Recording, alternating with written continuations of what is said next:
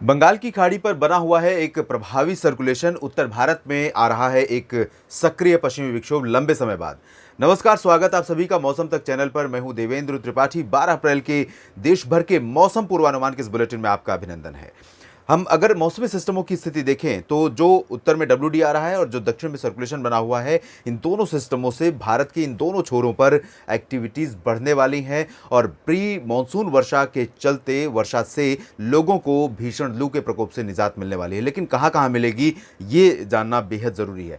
पूर्वोत्तर भारत में लगातार यहां बंगाल की खाड़ी की तरफ से दक्षिण पश्चिमी हवाएं पहुंचने के कारण बारिश की गतिविधियां अनवरत जारी हैं और कई जगहों पर बहुत व्यापक वर्षा से सामान्य जनजीवन प्रभावित हो रहा है। तो इन स्थितियों के बीच में, इन बादलों की स्थितियों के बीच में अगले 24 घंटों में कहां पर क्या बदलाव हो सकते हैं मौसम में, आइए जानते हैं।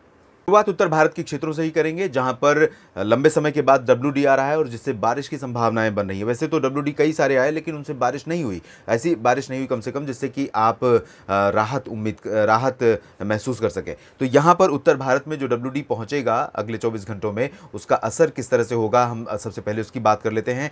गिलगित बाल्तिस्तान, मुजफ्फराबाद और लद्दाख पर मॉडल के अकॉर्डिंग बारिश की संभावना 12 अप्रैल को नजर आ रही है और स्कैटर्ड रेनफॉल होगी। इंटेंसिटी लाइट टू मॉडरेट यहां पर रहेगी।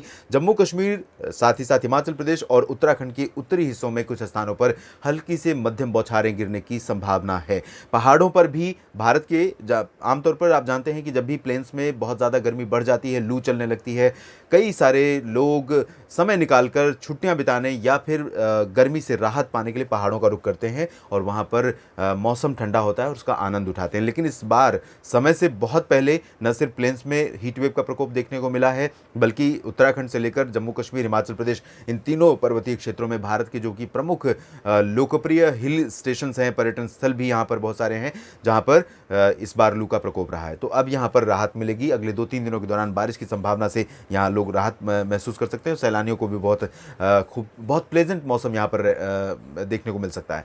उत्तरी पंजाब, उत्तरी हरियाणा और उत्तर पश्चिमी उत्तर प्रदेश यानी जालंधर, पठानकोट, अमृतसर, तरन तारण, ये जो हिस्सा है इन भागों में, साथ ही साथ पटियाला, साहिबजादा, अजीत सिंह नगर, शहीद भगत सिंह नगर और ये चंडीगढ़ तथा उत्तरी इलाकों की बात करें, पंचकुला, अंबाला, यमुनानगर, इन भागों में, और यहाँ पर मेरठ, मुरादाबाद, सहारनपुर के क्षेत्रों में कुछ स्थानों पर बादल आ सकते हैं, बूंदाबांदी हो सकती है और हल्की वर्षा की भी उम्मीद यहाँ पर आप कर सकते हैं। और यही कंडीशन आप राष्ट्रीय राजधानी दिल्ली, एनसीआर में भी एक्सपेक्ट कर सकते हैं, खासतौर पर दोपहर के बाद शाम के समय। आंधी, बादलों की गर्जना, लाइटनिंग, थंडरस्टॉर्म के साथ थोड़ी बहुत वर्षा, इस वर्षा से निश्चित रूप से आपको राहत यहाँ पर मिल सकती है। परसों यानी कि 13 अप्रैल को इंटेंसिटी और बढ़ेगी, स्प्रेड भी बढ़ेगा। तो उत्तर भारत के मैदानी इलाकों में पंजाब, हरियाणा, दिल्ली, उत्तर प्रदेश के पश्चिमी हिस्सों, राजस्थान के कई शहर भी 13 अप्रैल को बारिश की उम्मीद कर सकते हैं। फिलहाल राजस्थान में 12 अप्रैल को लगातार हीट वेव का प्रकोप रहेगा। पश्चिमी दिशा की हवाओं का गर्मी रहेगी। 45 डिग्री सेल्सियस से ज़्यादा तापमान कई जगहों पर रिकॉर्ड किया जा सकता है। चूरू, गंगानगर, हनुमानगढ़, जैसलमेर, बाड़मेर, जोधपुर, उदयपुर, इन सभी क्षेत्रों में, पूर्वी इलाकों में भी पश्चिमी और उत्तर पश्चिमी दिशा की हवाओं के कारण ही लू का प्रकोप लगातार जारी रहेगा। राहत आपको नहीं मिल सकती है। उत्तर प्रदेश के पश्चिमी और पूर्वी भागों में देखें तो थोड़ा सा फर्क रहेगा।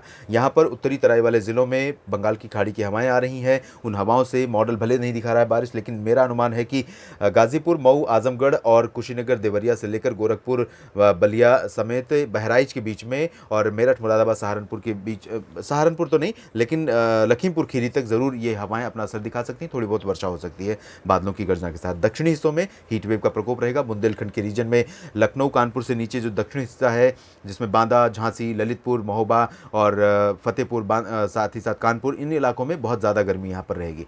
मध्य प्रदेश में पूर्वी इलाकों में अपेक्षाकृत हालात थोड़ा सा बेहतर हो सकते हैं, लेकिन हवाएं लगातार उत्तर पश्चिमी दिशा की ही रहेंगी। तो पूरे शहर ऐसे होंगे मध्य प्रदेश में, भोपाल से लेकर उज्जैन, इंदौर, रतलाम, ग्वालियर समेत जब माफ कीजिएगा, जबलपुर, मांडला, बालाघाट और सागर, सतना, पन्ना, रीवा में जहां लू का प्रकोप रहेगा। गुजरात में भी सभी शहरों में लू का प्रकोप रहेगा। हालांकि अरब सागर से यहां थोड़ा हवाओं का असर होने के कारण थोड़े बहुत बादल आ सकते हैं, थोड़ा टेम्परेचर भी ड्रॉप हो सकता है, आधा डिग्री या 1 डिग्री, लेकिन ज़्यादा फर्क नहीं पड़ेगा।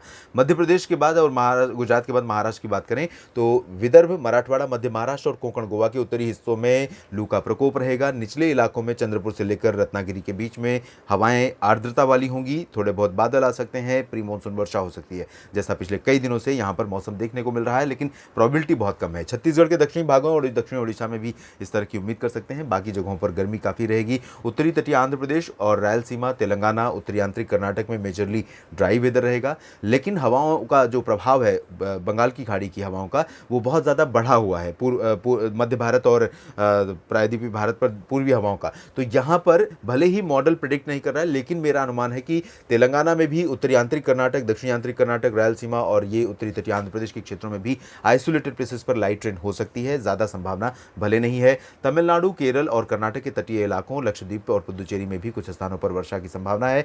केरल और तमिलनाडु में ज़्यादा बारिश होगी। दक्षिणी तमिलनाडु, तिरुचिरापल्ली, मदुरई, अनंतपुर, पंबन, कन्याकुमारी, ये वाला जो हिस्सा है, उत्तरी हिस्सों में लाइट रेन एक दो जगहों पर एक्सपेक्टेड रहेगी। अंडमान और निकोबार द्वीप समूह में पहले की तुलना में मौसम परिवर्तित हुआ है। यहाँ पर बारिश की गतिविधियाँ कम हुई हैं, लेकिन लाइट रेन यहाँ पर एक दो जगहों पर हो सकती है। देश भर के मौसम पूर्वानुमान के इस बुलेटिन में फिलहाल इतना ही। धन्यवाद।